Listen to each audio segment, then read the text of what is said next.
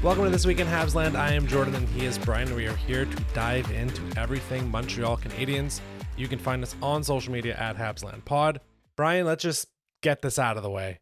What did you think of the officiating this week, specifically, of course, Thursday night against the Oilers? Great. I love starting a podcast on a light note. It was abysmal. It was terrible, obviously. But I am getting very rapidly to a point now, Jordan, where I just don't care anymore. I just accept it. The officiating is going to be bad. There's too many reasons it could be bad. Number one, like we've said this before numerous times, that the game is just too fast at times for certain officials. Maybe all officials, human beings in general, can't process things that quickly. How many players do you have to watch on the ice at the same time? Sometimes there's stuff behind the play that people get upset about. So like that's one element. This wasn't that. This seemed to be bias.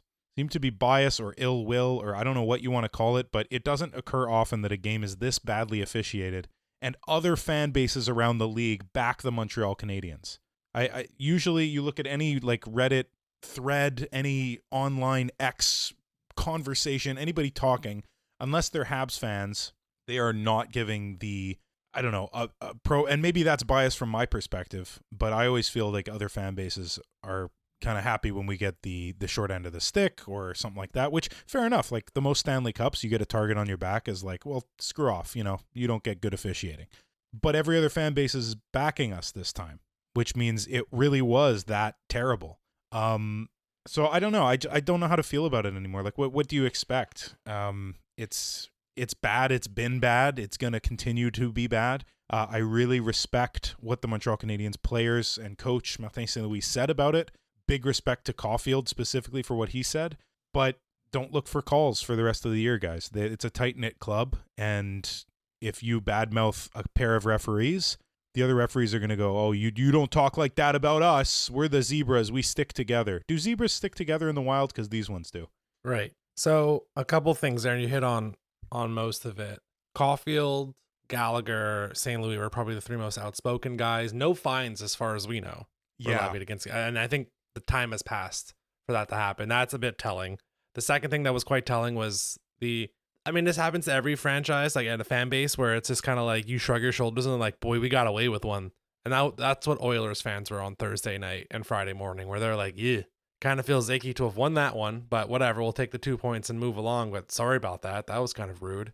And from a repercussion standpoint, because that is something that it's going to be interesting to track, but at least on Saturday night, 3 power plays versus 3 power plays, so there was no immediate consequence of it. And maybe that's because there aren't, credit to the Steve Dangle podcast, they are all over this type of stuff, where, I was listening to them on Friday, they are specifically mentioning, okay, what is going to happen afterwards now? Because the fines are whatever. Like, Cole Caulfield makes $8 million a year. He's going to be fine. Yeah. Galley makes a bunch. St. Louis made a bunch, is making a bunch. It's more the repercussions for the rest of the year if the Canadiens are 32nd in the NHL and power play is drawn from this point onwards. Small sample, one game, but it was fine.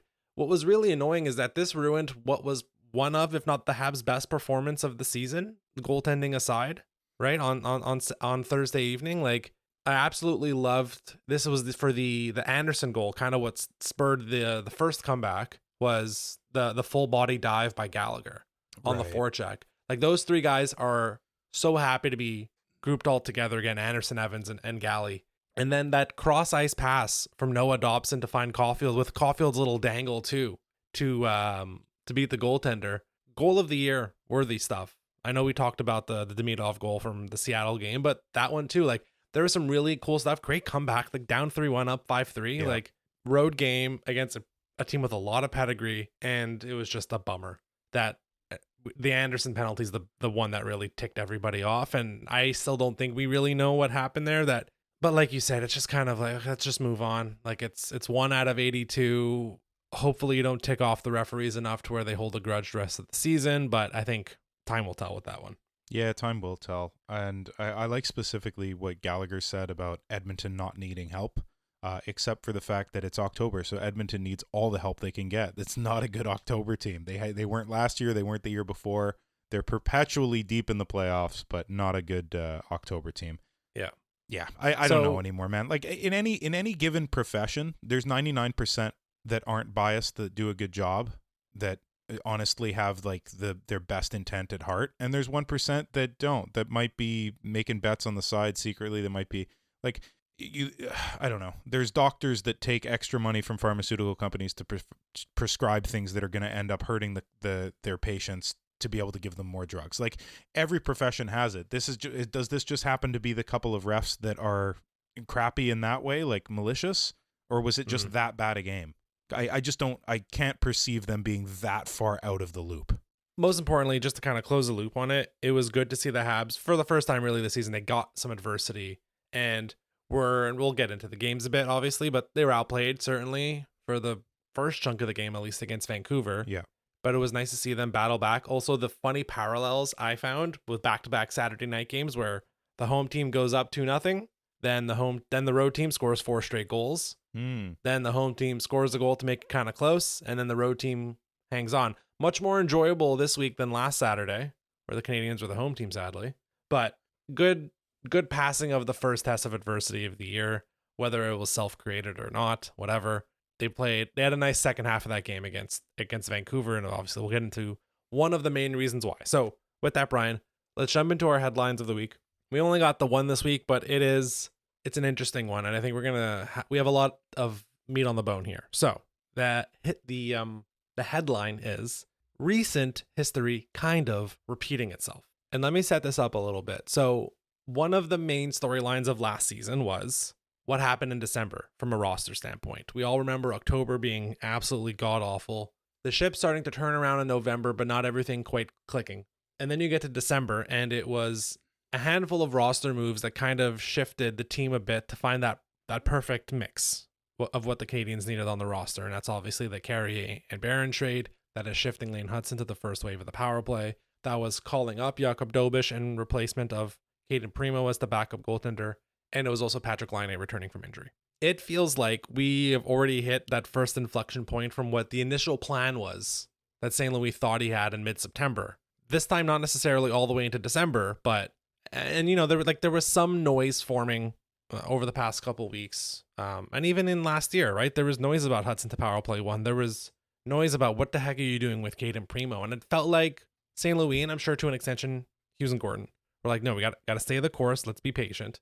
And it feels like to me, Brian, that St. Louis has maybe learned a bit from the past and to react a bit faster and finding that right balance. And of course, we're talking about the 2 main changes that at least we are interpreting this past week, 3rd week of the season, which is Jakub Dobes is more of a, well, at least 1B now. He's no longer the definite backup. You can tell me he's even 1A. And I think we'll know with a bit more certainty on Tuesday night who gets the start.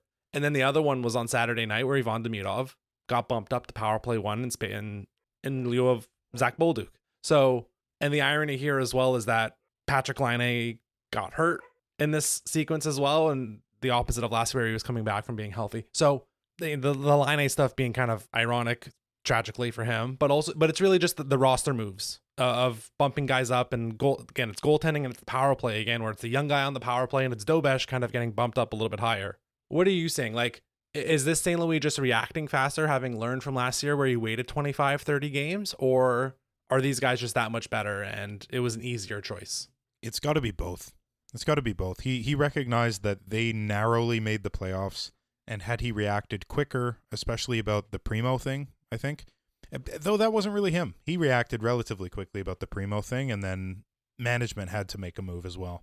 But on the Laine thing is very ironic. He's out 3 to 4 months with a core muscle injury, and the switch of the power play happened much quicker than the Hudson switch last year. And I think that he recognized, like, had I switched Hudson way earlier, he wasn't tying the assists record. He was breaking the assists record, and we were probably winning a couple more games. And it would have manifested itself in the Montreal Canadiens being a better power play team last year. And they have to be good on the power play this year because the penalty kill is not really good. So to sort of even out those special teams, I think he wants to put as much firepower on the top line as possible, and also give a shooter back to the second unit, because with Laine out, you need a good shooter down there, and that's Bolduc. So if Bolduc is not on the top unit, because you've already got Caulfield, you've already got Suzuki, who we talk about as having a very good shot. Slavkovsky, I think, is going to figure it out, but his net front stuff has been great. And Demidov has got a shot too, but now you have a pure shooter. You have Budzik, who's a pure shooter. So I'm interested to see if he remains in the spot he's got him in, if he moves him around to try and find the best spot for him on the second unit. But we're very quickly going from a Montreal Canadiens team whose power play is based on having two good units, one really strong one and one strong one, to one beyond strong first unit and then a decent second one, which I think is most teams in the NHL. That's the way they operate. Either way, I think it's going to work, but I like this a lot. And there's another irony here, which is in both cases, it was Dobes getting promoted. Right? Yeah. Last year, it was a promotion from the AHL to being the backup. This year, it's backup to definitely 1B. You're spot on, man. There's no debate anymore. We said we'd give Monty like 6 or so games. He's had them. I haven't loved what I've seen. And look, goalies go through ups and downs. It's one of the most sort of volatile positions in all of sports, where a defensive system in front of you changes, or you go on the road a bunch, or like anything can happen, and suddenly, what the heck, man, I was playing good hockey and I'm not anymore. The problem with Monty is he wasn't playing good hockey at all this year. Like from training camp on, we have not seen him play a couple good games in a row yet. And that's a problem for a starting goaltender. No matter what you've done in the past, and no matter how much we loved you weathering the storm through the bad years, that doesn't necessarily buy you more time when the Canadiens are vying for, forget a wild card spot, first in the Atlantic right now. Like we want to stay on top. So if Dobes is the hot hand, when it comes to goalies, I think you just play the hot hand. Yeah. So let's stick on the goalie stuff, and we'll come back to Demidov. Cool. I mean, we're going to be talking about Demidov for the next 15 years. So I think he can wait 7 minutes. Yeah. On the Monty stuff, I really, like, Thursday night wasn't completely his fault. Like, some of those point shots had some wicked deflections that went in. So, but there's basically, it feels like every goal that's gone in this year, he's either way deep inside his net or it's a point shot, or it's both, really. And it feels like those are correctable or makeable saves with correctable actions. And I can only imagine how deflating it is when you see another point shot go in. And again, sometimes those are deflected and there's not much you can do about it, but maybe you can with better positioning. But I don't think it's a fluke that so many of these go in on Monty. And there's just so many of them too, where there's so much more space, especially high above the shoulder, when you're so deep and crouched low in your net, that the positioning, I don't know, it just, again, you and I tried to vouch a little bit last week to say, give him a bit more time, but we recognize that time's getting short. The weird thing is, if you look at some of the numbers, like Dobesh's rebound control is still not great. Like Monty's does still, like the numbers do say that Monty has better rebound control than Dobes does. Same goes with like the ability to freeze pucks after a shot. Yeah. It still shows as Monty being a bit better than Dobes at that. So that's probably the one spot that Dobes definitely still needs to clean up, but you cannot argue really with a 940 and a 1.77 goals against after 5 games. Quality of competition aside, which I know is starting to make some noise about, the Canadiens haven't played anybody good. I mean, the Red Wings, turns out they're quite good. Yeah. My Buffalo take's looking better and better every day. They've played some decent teams. Just because not all of these teams were playoff teams last year doesn't mean they haven't played some half decent sides, right? And a lot of those games have been on the road. So on the again, like you and I usually don't like making predictions for like early in the next week, because we want to make sure this podcast has a bit more legs than 24 hours or 36 hours. But the Canadiens only have, I believe, 2 games coming up this week. They have Tuesday night in Seattle, and they're back home, I believe, on Saturday night against the Sens. Is it a 1-1 situation here where Dobes gets one, Monty gets the other, and we've shifted now kind of fully to a 50-50 rotation almost? Or do you expect, again, really in the next like 2 weeks, I'm not asking for the next 4 months. Right. In the next 2 weeks, how do you think St. Louis plays it? This is a rare spot in the schedule where you don't play many games. You get 2 nights off in between the Vancouver game and your next game. You get another 3 nights off, Wednesday, Thursday, Friday, before the Saturday game in Ottawa. I think you play the hot hand. If I'm the coach, I'm playing Dobes both. And it's a wake-up call to Monty, and it's a respect given to Dobes. Now, in terms of the quality of competition, Ottawa's struggling 4-1. They're doing okay. Nothing fantastic there. Seattle's actually doing quite well, second in the Pacific, 5-2-2. So like the argument of not playing good competition would probably go away if Dobes got the Seattle start and played well, especially since it's on the road. So why not do that for him?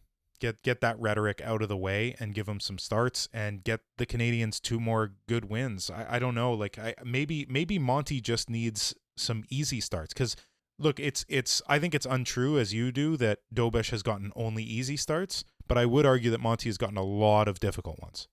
So by helping him out a little bit and by giving Dobes more starts, something interesting could happen here. But again, Marty moves in mysterious ways, and usually the way that he operates is correct and kind of blows us away when he does it, and then we look back and go, oh yeah, that was right. Yeah, good call, Marty. Yeah. Okay, so let's shift to Demidov. This guy.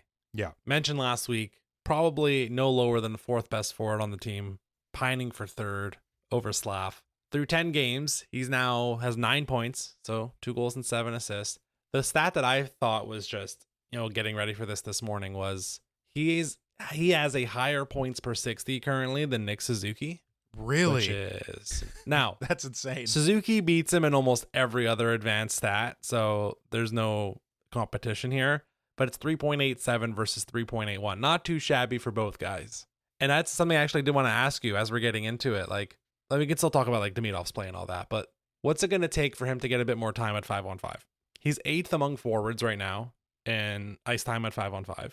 He's gotten the bump up to power play 1. So he's been playing about 13 minutes a game. I'm going to presume that number's going to go up maybe a minute and a half with that extra power play time. So he's going to get closer to 14 and 15. What is missing to get this guy a bit more trust at 5-on-5?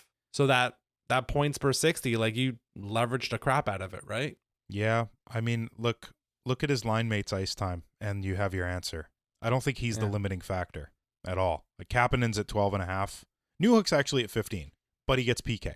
Yeah. So that helps that. So like, I think it's his line mates. I don't think that Demidov is limiting the ice time that they're getting at 5-on-5 whatsoever. I think that Kapanen's just too green, and that's really ironic considering Demidov's even more green, but he plays greener than Demidov does. I'm not saying I haven't liked his game. I've been really impressed with Oliver Kapanen's game. But as a high up center in your lineup, you might want to do a little more. Newhook has been really good offensively, good on the PK, like I said, decent all over the ice, but that line in general is missing something. And we're going to get to our second half a little later where I'm going to talk more about what could be done there. But from a Demidov specific perspective, I don't know that there's more he could do. I've been so impressed with his game in every zone that I'm not sure what it could be. He hounds guys in the defensive zone for the puck. He's chasing them all over the place, getting the pucks back. Like, what more can you ask for defensively? He's going to learn the system better. Is it that he hasn't figured out the system perfectly yet? You could say that about half the team. Yeah, part of it is also the deployment of anything other than the Suzuki line right now is pretty egalitarian from MSL standpoint. It's 3 third lines. I think I you said that a week 1 couple weeks back. Week 2. Yeah, like, it's 3 third lines instead of a 2-3-4. That's exactly it. So I think it'll come slowly. I mean, the numbers on the Kapanen, Newhook, Demidov line are getting a bit better. Slowly, they're getting a bit better. It's trusting who's going to take the face off from that group. I mean, Joe Veleno drawing into the lineup the last week or so, you're starting to see a few more face-offs being taken by Veleno. And I think that is because beyond Suzuki and Evans, there's no one that St. Louis really trusts. Veleno's maybe growing into that. Kapanen's been fine. And I think that's going to eventually be a guy that St. Louis is going to trust. He also just needs more experience taking NHL draws. Yeah. So I think that's part of it too, that when it's you're dropping the puck, when it's a face-off start, rather than an on-the-fly shift change, there's maybe a bit more apprehension. And maybe that's why the Evans line with Anderson and Gallagher is getting a bit more ice time. If you look at that, those guys are pretty high up there at 5-on-5 ice time. It's because there's trust from taking a face-off standpoint for Jake Evans. So his line gets a bit of priority there. So there's some protection happening, and you would fully expect that. Moving to the power play, let's get away from 5-on-5 because that's the story, really, right? He's up to the first wave of the power play. Positionally, it looks like he is in the Slavkovsky spot. Slav has been moved to net front. There is still some stuff moving around, but broadly, it looks like it's Suzuki at the bumper right now and Caulfield on his half wall. But depending on which power play shift you were looking at, those guys are all pretty fluid, other than, well, even Hudson can move around a bit, but Hudson you would presume is going to stay at the point. Yeah. Whereas you would see some positional changing between Demidov and Slavkovsky, and the same goes with Caulfield and Suzuki, which is great. You want those guys to be able to move around. What I thought was very interesting is the 2 power play goals were not some incredible tic-tac-toe moving it around. What it actually was a scramble fire drill-ish type play, and Demidov waiting for half a second to find the open guy to get the shot. So it is creativity, but it is not not like a very intricate play or anything. It's just the specific, like the Slavkovsky one's great, where he could have absolutely shot that. I think he does fake the shot, or maybe I'm getting my power play goals mixed up. But he waits a half a second till Slav is completely open, and that's what does it, right? So yeah. You saw the returns right away. I think it's pretty much this is the permanent change, and unless, knock on wood, someone's getting banged up, this group of 5 ain't changing for the rest of the year, and maybe for a bit longer than that as well. What did you see in these, the first game of the new power play, which is, again, I think the power play going forward for quite a while? Look, I'll talk about the most recent contest because that's the most interesting one from this perspective. The pass to Nick Suzuki with the patience, the pass to Slavkovsky with that amazing timing you were talking about, both were exquisite. Primary assist on both power play goals. The only 2 power play goals that occurred. Need I say more? Like, it's perfect.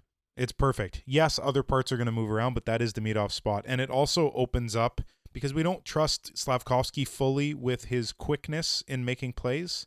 I think I said that last week. Like, that's the big question mark lately, is that he'll get the puck and he needs to do something real fast, and he doesn't do something real fast. And the play goes to die sometimes. He's had a good start, not trying to get down on him. He's had a good start, but that's his main sort of problem lately.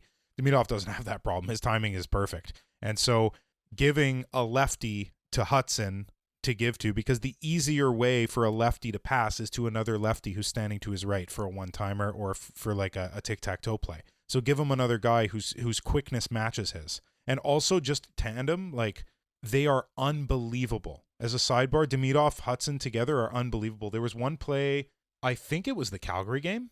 I'm pretty sure it was the Calgary game, where they just went back and forth for about 7 passes. And I'm looking at Buffalo. It was last week. Okay. And I was looking at the other 3 Montreal Canadiens players on the ice, just sort of standing there like, are you guys just playing shinny? Can we get the puck too? All right, you guys do it. You're doing well. Like, they operate at such a higher level than everybody else on our team and their team, that I think they're going to be making plays like this for the next 10, 15 years. And that's going to be beyond exciting. And then once they're done making the play, they'll pop a quick pass to Slav or to Suzuki or to Caulfield or someone to put that puck in the net. And then the other amazing thing, primary assist on the overtime winner, Matheson's overtime winner. Like, he's so good at getting involved in the most important possible way. He knows where the most dangerous spot on the ice is at all times and where to put the puck. Like, Demidov is truly exceptional.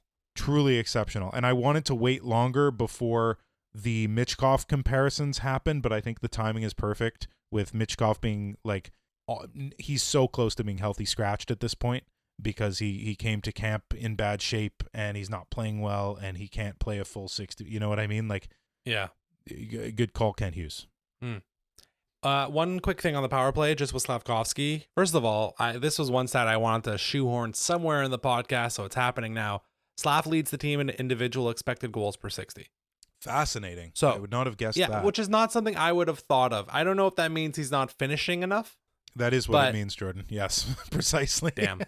Point is, though, he's in the right spots. Yes. And he is scoring. It's not like he was 4 goals in 10 games. Like, I'm perfectly okay with that pace throughout the rest of the year. Yep. That's a 30-goal pace. I just thought that was interesting. The other one was, I think this was on what ended up being the Suzuki power play goal. Suzuki gets the puck along the goal line on the left side, and Slav is in the bumper spot, but he doesn't quite move fast enough to the right exact position. By the time he gets there, the Canuck player pokes his stick in, so it's basically not there. The play slowly dies and slowly comes back together, and Suzuki scores, so we're all happy at the end of the day. But if Slav can figure out that bumper spot, and it's really finding that weird gap in the diamond, having Suzuki on one side, having Demidov on the other side, that might actually make your job a lot easier. But Slavkovsky, and we've talked about the pace at which he can read the game over the past few weeks, and that's kind of the one piece offensively we think that's not missing, because he can get there with it. Yeah. But that's something where, and maybe just being like, okay, dude, you're the bumper for the next 30 games, right? And I know they're going to move around. They'll put him net front here and there. I think Demidov has his spot. I think Hudson has his spot. But beyond that, those other 3 guys, they need to figure out, like, Suzuki has to get comfortable somewhere that's not the right half wall. Yep. Right? And if it's going to be on the left side, if it's going to be net front, it's going to be bump for him too. He has to get comfortable. Slav has to find those spots a little bit faster. And if he does, then this is a absolutely lethal power play that will be top 5 in the NHL. But until then, I think there's enough talent here. And you said it best too. Like, the Demidov Hudson is just, it's something special. And you can already notice St. Louis is trying to get those 2 on the ice at the same time. He doesn't worry about the Suzuki line. It's going to be Dobes and Matheson. And by the way, Mike Matheson, holy man. Unreal, man. Unreal. Really is just playing on your left side and having a guy you trust. I guess I don't know why. I mean, it's also contract year. Gotta say it's contract year. But this is the best he's played.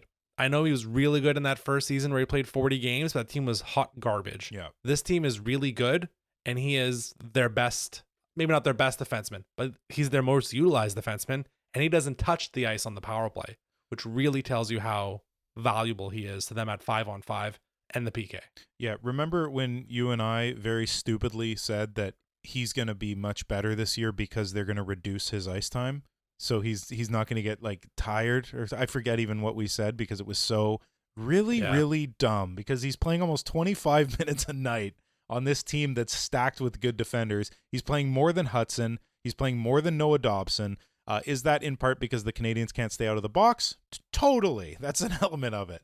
But regardless, like he's playing so much, so that it's not that he's being surrounded by really good players. It is a contract year. Playing with Dobson, just, oh my God, they're the perfect pair for each other. It's almost adorable how good they are together and how similar they are in certain ways. So like Mike Matheson, oh my God, man, I'm getting to the point, like I hadn't been at this point since signing him where I was thinking like we're gonna end up re-signing him.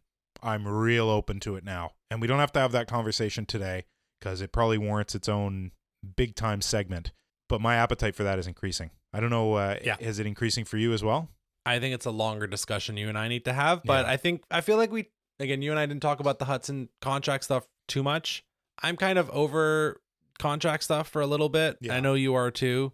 We can come back to this when in a month or two. I think it's a worthy discussion to have and see like what can be done, but not for now. So let's close the loop. Just before we close the loop, forget the contract stuff. How about a trade stuff? Is there another change that's needed in talking about the Demidov thing? So let's take out like the pie in the sky 87 trade, right? Because that's obviously it. It's obviously second line center. Okay, yeah. I don't know what the other like small like a Carrier level move, right? Like that's something that's quick and easy. I'm not sure what's missing if you're taking out the second line center. Right now, you have your first line. You have a dynamic winger on your second line. You have the other guys doing stuff. Zach Bolduc is still doing stuff. Oliver Kapanen, by the way. We have 3 rookies also. Like, Jakub Dobes technically is still a rookie. Like, that Canadian players are going to split the vote, sadly, it feels like. Although Matthew Schaefer has been so good that it might not matter. Emmett Finney for the Red Wings has been sick. Yeah, we'll see. Give him a month. So point is, I don't know if there's an easy fix unless you need a longer term goalie fix. Or you just say, hey, it's been so cool seeing Mike Matheson on the left all the time. What if we could always put Lane Hudson on the left and you go out and find another righty? Yeah. You know, you're unlocking it. Look, I think that's a huge part of it, that Matheson's not like, okay, it's Wednesday of the 3rd week of November. I'm on the right today. Don't worry. It's when we turn the calendar over to December, I'll be on the left. Like, those guys were ping-ponging back and forth between left and right for the last year and a half. I know eventually they just said, fine, it's going to be Hudson on the right to end the year. But imagine how much better he could be fully on the left.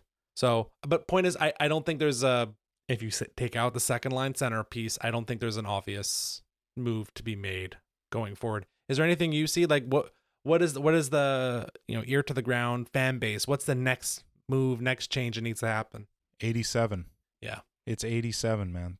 That's all it is. Let's jump into our part 2 because there's a reason I asked you that question just before tying a bow on it, because this transition is kind of perfect for my first die on the hill. We're doing in part 2 right now, we're going to do this is the hill that I'm going to die on segment where we're going to give some unpopular opinions, like some opinions that Jordan and I have that don't necessarily reflect our fan base, NHL fans in general.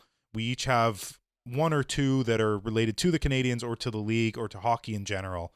And my first one is that the Montreal Canadiens window opens now. As soon as they get a second line center, the window is open. And here is my argument. I want you to tell me all of the problems that the Montreal Canadiens have had so far this season. What are all the things where we're like, that's a blemish, that needs to be corrected, they can't contend with that going on? What are all the things? Goaltending. Sure, okay. So I would argue that could be resolved with just switching 1 and 2. It might have already been resolved. Great. Right? He might have already fixed it. Perfect. Okay. Then I would say it is consistency at 5-on-5 from anything other than Suzuki's line. Okay. So does a second line center help that? Big time. Unbelievably so, because they take the lion's share now of the. It's not a 1-3-3-3. It's a 1-2-3-4. Yeah. And I can see you struggling to find other ones, and that's the reason I presented it this way, because there are no issues. Are they going to have trouble staying out of the box because the officiating? Maybe, but like whatever. Cross that bridge when we come to it. Beyond that, in terms of what the Canadiens can actually control, the 2C puts them in contention. And the other reason for that, like, let's just go through the Atlantic. Let's just have a little fun here. Let's go through the Atlantic. Okay. Sure. I think we both had the Leafs leading the we had the Lightning leading the division. Silly us, at least so far. Look, they could still figure it out, but something's changed in Tampa. Things are not going well right now. The Bruins are about to embark on what looks like a pretty painful rebuild because they don't have a lot in the cupboard. The Leafs, who would have thought that Mitch Marner was their heart and soul? Hold on now. Who would have thought I think that? you have a point. You think I have? Like, look, I know that's not that's not actually true, but what's fascinating about the Leafs to me is that you lose this high skill playmaker, and Matthew suffers that. We all knew was going to happen. He'll figure it out. Like he's too good a player to be bad for an extended period of time, and he's not been bad. He's been just a little less than usual. They'll figure that out. But like, who would have thought that he leaves and then they stop being gritty and they stop fighting and they, If I can just stop you on the Leafs for a second. Please. So something I've noticed, as not to mention our fantasy team every week, but much like fantasy football, where you end up watching the team of the quarterback you have every week as kind of like your extra team. I find it's the same with goalies. You end up watching the team that your goalie is on all the time. Yeah, that's I've watched true. a lot of Tampa, a lot of Minnesota, and sadly, I've watched a lot of Leafs. And so put the goalie part aside, they've been bad. Really bad. Kind of lifeless. Yes. Kind of just like meandering, and there's still talent there, and that's why I don't know the record off the top of my head, but it's probably somewhere around 500 or NHL 500, that is. Yeah, it's exactly an NHL 500. 441. Okay, yeah. So like there's just something off with that team, and they might have enough skill to claw their way to 95 to 98 points. And maybe this is stupid in a month, but there's something off with that team. There's something just, and I don't know if it's the Marner stuff.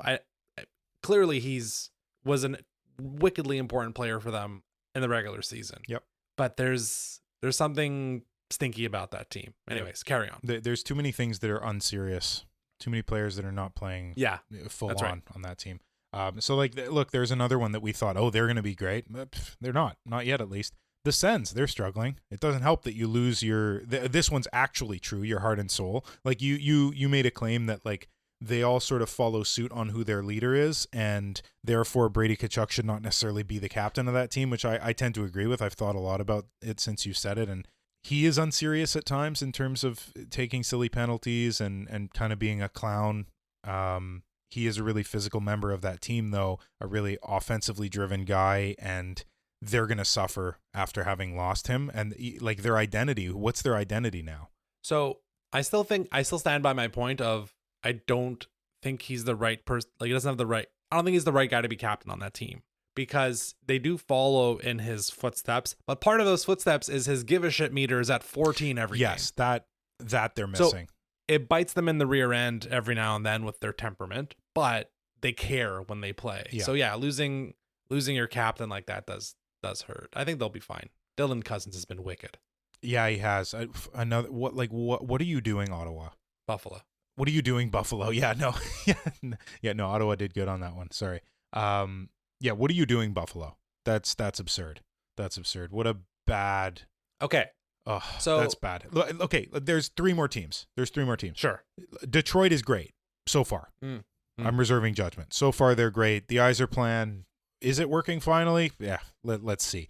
The Panthers, missing key pieces, still playing really well. They're still a real deal team. By the time the playoffs hit, they will have played how many hundreds of games in the past 4 seasons? Like, they might just fall off a cliff near the end out of their bodies can't handle it. And Buffalo, like, okay. I great prediction, Jordan, that they're doing better than we all thought, but like they're still only NHL 500. There's 2 teams above NHL 500, and it's the Canadiens and the Red Wings. Is this not the time to strike? Is the window not opening now? You're right. There's an opening in the Atlantic. We all thought Toronto would take a bit of a step back, but there's weirder stuff going on. Florida just can't floor it in the regular season. I mean, like, Brad Marchand is trying to floor it, and like, God bless him for like willing that team forward, and Bobrovsky's been good, but they have an upper limit that they can really hit during the regular season. Postseason will be a different story. Tampa, I'm not going to give up on, but you're right. There is an opening for a top 3 spot, and to get home ice in the first round, what? Habs are really good on home ice, by the way. To make it feel real, there's that one move missing. So I don't know how unpopular this is, to be honest. At least inside Montreal Canadiens circles. If you go outside, they'd think you're a lunatic. So that's just maybe that's what you're getting at. That's what I'm getting at, is that like we as Habs fans kind of know this to be true, that the team is ready, and the fact that no other fan base or media members who don't cover us precisely have given us that due yet. I think that there's a surprise here. There's a surprise waiting to happen where, yeah, the team that got booted in 5 games in the first round last year pretty handily by not even an incredibly good team. Yes, they were top of the East, but like in the playoffs, what did they do after that? You know, they weren't Florida. So to take that team seriously, yeah, might be silly, but there's no problems on this team right now. Yeah. The penalty kill, they're going to figure that out. You could put anybody on the penalty kill eventually. They just need reps that they're going to get. And then like the power play is going to be, now's the time. I understand not giving up the farm. Like if to get Crosby, you have to give Hage plus Reinbacher plus a bunch of other stuff. Yeah, it's a no. But would that be the price? So anyway, we'll leave it at that. Maybe we can revisit it as the rumors start to circulate soon, because they're definitely going to as the Canadiens keep playing good hockey. That is my hill to die on, Jordan, my first one. Okay. Why don't we jump into one of yours? Yeah, so I do want to say, when I initially pitched this idea to Brian, I called it Unpopular Opinions. Brian smartly rebranded it as Hills Willing to Die On. I do think there's a slight difference between those 2 statements. So I have 2 unpopular opinions and then one final hill to die on, because I think it's worth it. So my unpopular opinions, they're a bit tertiary, tangential to the storyline of the Montreal Canadiens this year. So I'll get into the first one, which I think is, I don't know, maybe it is not as unpopular as I think. I don't want any Montreal Canadiens at the Olympics, because this schedule is so compressed, and I think the teams that are going to be most rested, and I saw there was projections about how many people are going to be at the Olympics. I think I saw Seattle's going to have essentially no one at the Olympics. I think those teams that are fully rested and get those 2 weeks off in mid-February will have a massive advantage over the rest of the league. And I'm looking at the Canadiens here, and sure, Slavkovsky is probably the biggest lock to make the Slovakian team, although he said some harsh stuff about the Ice Hockey Federation in Slovakia, so I don't think they're petty enough to kick him off the team, but have to mention that. Then I think you have Patrick Laine, Nick Suzuki, Cole Caulfield that are all kind of bubble guys on their respective teams for different reasons. But you could tell me right now that none of those 3 guys make it. I mean, Laine's going to be hurt basically right up until then. So at this point, I don't think Laine will make it. Suzuki was a bubble guy last year. He's not been in the good graces of Team Canada in the past. So because he's refused to go to some world championships here and there. Caulfield, again, bubble guy, maybe just his role doesn't totally fit, but I think they get quite a big roster to the Olympics. Jakub Dobes is now making the case for the Czechia team. Yeah, that's the one I'm looking at. You think Vemelka and Dostal are probably absolute locks to play and be the backup. That 3rd spot's probably open for Dobes to potentially get. There's still some other guys you might want to. I think it's ahead of him or Vanacek. Yeah. Mrazek's too old. Riddick, whatever. I think it's him or Vanacek. But I'd go Dobes. And then the guys who are real outside shots are Lane Hudson and Noah Dobson. Just to mention them, because they both were invited to their camps. But they're on the very extended list. I don't think it's realistic. So point is, I mean, it's not out of the question that other than Slavkovsky, no one goes. Or even if they do go, and I'm not sure Suzuki's would play much, or Caulfield would play much, or Dobes would play much. So I just don't send them. They're not going to be big parts of those teams. Keep them home. Go on vacation. Go to Cancun. and come back late February and rip up the league. Yeah, do whatever it is you did during the break last year, because that was some delicious proof pudding that we all ate last year as Habs fans when the Canadiens, after that break with all their best players rested, went on an unbelievable tear. And at times, our top line was the top line in the NHL. It didn't end up being it by the end of the season, but they were right up there with the best lines in the NHL. So yeah, take a break.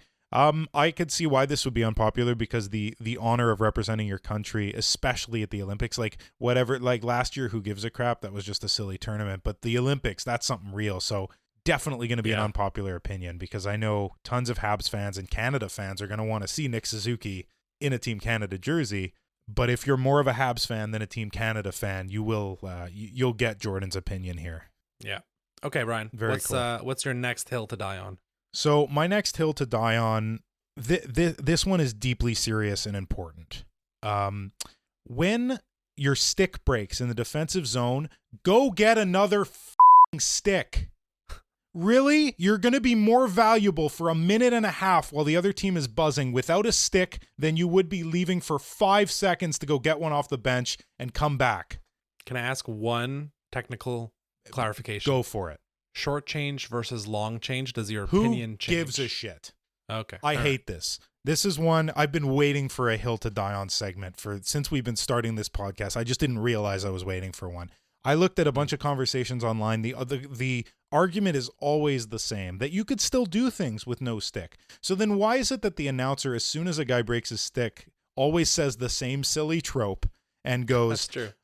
Oh, look at this. It looks like this team's on a power play because so-and-so broke their stick. If the whole hockey world understands that it becomes a 5-on-4 anyway, why not just leave for 5-10 seconds and then come back? Oh, and by the way, if your team magically gets possession while you're going to the bench, you just fumbled into a breakaway. I would also argue here, just get off the ice. That'll probably actually be faster. Sure. In terms of, again, I'm thinking long change. Short change is probably easiest. Yeah, just grab a stick and stay on. If it's long change, you might as well just end your shift and the next guy just comes on. That'll be faster with the little leniency the NHL gives you with two guys being on the ice at the same time. Like, and I don't hate this. I have had these same thoughts, but you're right. It's hockey 101, right? Like it's taught to children. Like, you break your stick, you go get a new one, or you get off the ice because you're more the opposite. If you break your stick, you stay on with no stick until the puck goes the other way, and then you can get off. It was taught to me when I was 8.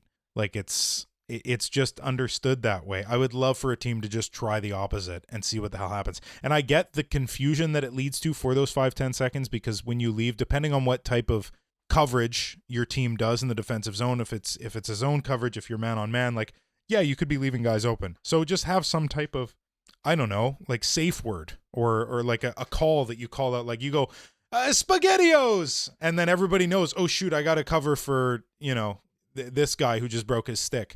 I'm being silly, obviously, with the SpaghettiOs, but you get the idea. Like, just the other guys can figure out the coverage for 5 to 10 seconds. Worst case, you give them an opportunity. Whatever. I said this was deeply serious, tongue in cheek, but yeah, I don't get this one. For years, I've been wondering this. Just give up the point shot for 9 seconds. That's it. Okay. This is certainly a hill to die on versus traditional hockey thinking. So I appreciate it. I'm happy we created a safe space where you can share so vulnerably with that. Okay. I got 2 more. I'll do my other unpopular opinion before we set this podcast on fire with my last take. Unpopular opinion, the Canadiens should have a 3rd jersey. And this is definitely in response to seeing those Canuck beauties on Saturday night. Why are we not allowed to have fun? I get it. 1909, oldest franchise, 24 Stanley Cups, Bleu Blanc Rouge. Are we not allowed to have something new every now and then? Is it the Bruins have 3rd jerseys, the Rangers have 3rd jerseys, the freaking Leafs have 3rd jerseys? What the hell, man? I want to have some fun. And also, like, it doesn't need to be new jerseys. Give me the 1916, the ones with the CA jersey, or the 1946 jersey, which they actually did wear quite a bit. I can see Thomas Plekanec in my head right now, which is the white jersey. Basically, it's the road jersey, but it has the blue horizontal stripe along the crest in the middle. So, like, bring those ones back too. Like, those are ones you wore in the 2009 season when you wore a lot of weird jerseys in that season. But, like, can I get a black and red Habs jersey? Can we innovate just a little bit and wear those 5 to 7 nights a year and have something a little bit different? The freaking Colorado Avalanche are going to wear Quebec Nordique jerseys. Yeah. Which that's its own thing, and we're not going to get into that today. But I actually think they're going to wear them against the Habs, which will be interesting. But I don't know. Like, are we not allowed to have fun, Brian? Is my question to you. No, we are not. Why would you even bring this up? Get us all excited about a third jersey just to have it stripped away, ripped off our bodies. No, you're right. We should be able to have fun like any other fan base. The most compelling argument is the fact the Bruins have the third jersey, the Rangers do. Like all these old teams have another jersey.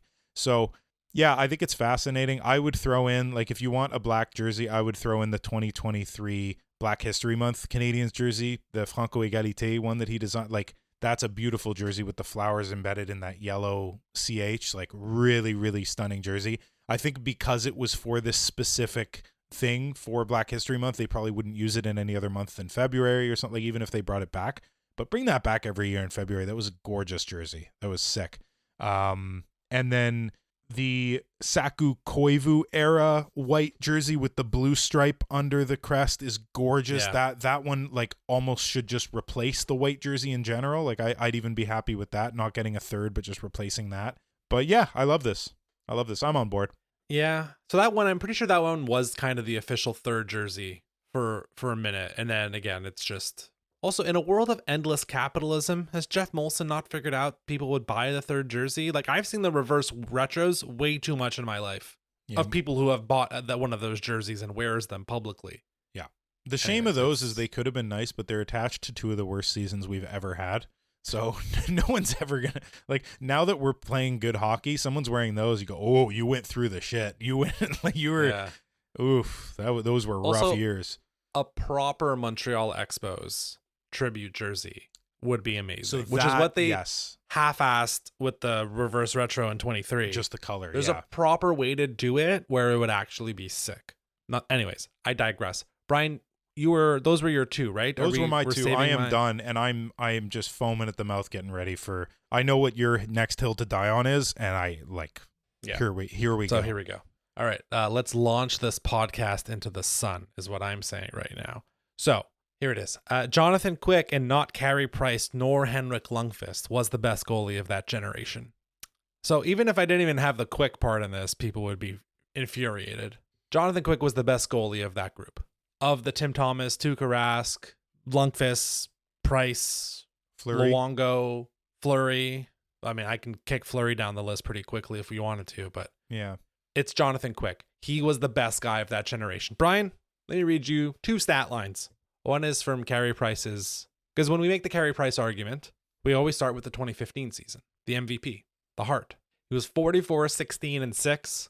With a 933, 1.96, 9 shutouts. It sounds like inhumane. 44, 16, and 6 was the record. Let me read to you a Jonathan Quick stat. 41, 18, and 5. It's pretty good. Not too dissimilar. 44, 16, and 6. Yeah, okay. Close. So Price is 933. Let me put it up against Quick's 928. Okay. All right. A little edged Price. 196 of Price versus 208 from Jonathan Quick. So in all three, Price gets a little bit of an edge. Little edge, yeah. 9 shutouts versus 8 shutouts. 8 for Quick. Okay. Yeah. All right. Yeah. Okay, so the one key difference here is this is Jonathan Quick's playoff record from 2012 through 2014, where he won 2 Stanley Cups and a Conn Smythe. Did he have a Carey Price's 20? Did he have a team in front of him?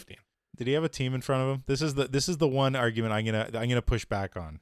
Quick had a team in front. You mean the team that finished in 8th place? Yeah, in 2012. That team. Okay. All right. Yeah. Carey Price had 8th place teams. Shit. You might be right. So here's the thing. From 2011 to 2018, Quick got a lot of Vezina votes. He never wins the Vezina. Finished 2nd, 3rd, and 5th in a variety of different years. He wins the Jennings twice. He has that Conn Smythe in 2012. Those are his individual awards. Price has the one Vezina. He has the Hart. Lundqvist has a Vezina as well, of course. I'm lumping Lundqvist into here because I find the conversation is usually Price versus Lundqvist. If we're doing totals, Lundqvist beats everybody. Somehow that man has well over 400 wins and 60 plus shutouts. Price has 360 and 50 shutouts. Quick is just over 400, 57 shutouts. So from a totals perspective, it's still Lundqvist. So the longevity points go to Lundqvist. Lundqvist and Quick went up against each other in the 2014 Stanley Cup final. Yeah. Jonathan Quick's team won 4-1. Yeah. Quick's stats are slightly better. It's a 932 versus a 922, a 244 goals against versus a 163 goals against. He was the better goalie. Yeah. Now, of course, that could have been Carey Price in that spot, but Chris Kreider happened. So I digress. And maybe that could have been the proper story, the proper way to evaluate those two against each other. I just think, thinking back to those times in the first half of the 2010s, Jonathan Quick was the goalie I was most scared to go up against. Now, maybe it's because I didn't have to worry about Carey Price. But Quick was the goalie I was like, oh no, it's Jonathan Quick tonight. Or it's like they're a buzzsaw. I will mention 2014 Olympics. Price has a 1-0 shutout against Jonathan Quick's Team USA in the semifinal. And then he has a 3-0 shutout against Henrik Lundqvist, Sweden, in the final. So credit to Price, got the better team. He gave up like 4 goals in that whole tournament. He was ridiculous. Yeah. So that is my point. I think certainly in these circles, I would be lit on fire for saying that. And I think among more broadly NHL circles, it would be Lundqvist gets the nod in this discussion. Where Jonathan Quick to me is the guy of that generation. He was the best goalie. And there's a lot of numbers to back that up. The other trophies are nice. There's one that is more important than any other trophy, perhaps in all of sports. Many say it's the most difficult trophy to win in all of sports, and that's the Stanley Cup. And which one of these guys has the cup? That's why I threw in Fleury. You're right. He's not, like, in terms of quality of play, I don't think he's at the level of Quick or Price or Lundqvist. But he's got cups. And even if Jari won one of those for him. I'm going to stop you right here on the Fleury stuff. He's been to 5 Stanley Cup finals, only once as he won it as the starting goalie. Okay, yeah, but that's still more than Price. He's got 1. He lost with Vegas as the starting goalie. Yes. He lost with Pittsburgh as a starting goalie. Yes.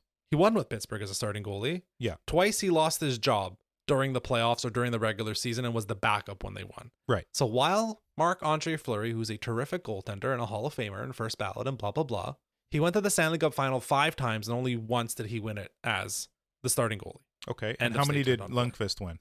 He went to 1 and didn't win because he lost to Jonathan Quick because Jonathan Quick is the better goalie. Okay. And Price. Like, that's why I brought Fleury in. Like I said, Quick, Price, Lundqvist, much better goalies. But the other fascinating thing here to change gears, Quick and Price could not be more different stylistically. Yeah. One is a Hasek-esque get out of position and dive to get back Jonathan Quick, just most exciting goalie maybe of this era. And the other is never out of position. And the second he gets back to make the nice save. Like Price and Quick. So it just, I love this debate because it exemplifies that goaltending is not an exact science. There's different ways to do it.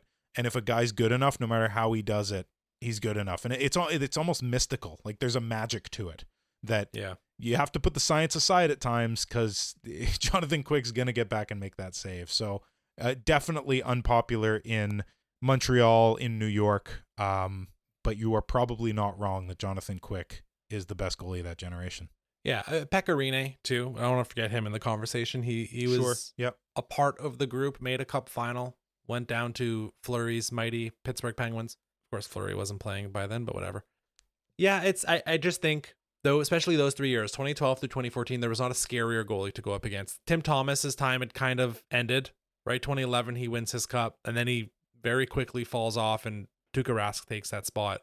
And I think the fact that both Rask and Thomas saw so much success spoke to how good it was the team, not necessarily the goalie. Not that those guys weren't great, but that those guys are, I think, a rung below compared to the other guys because we very much saw the A/B testing.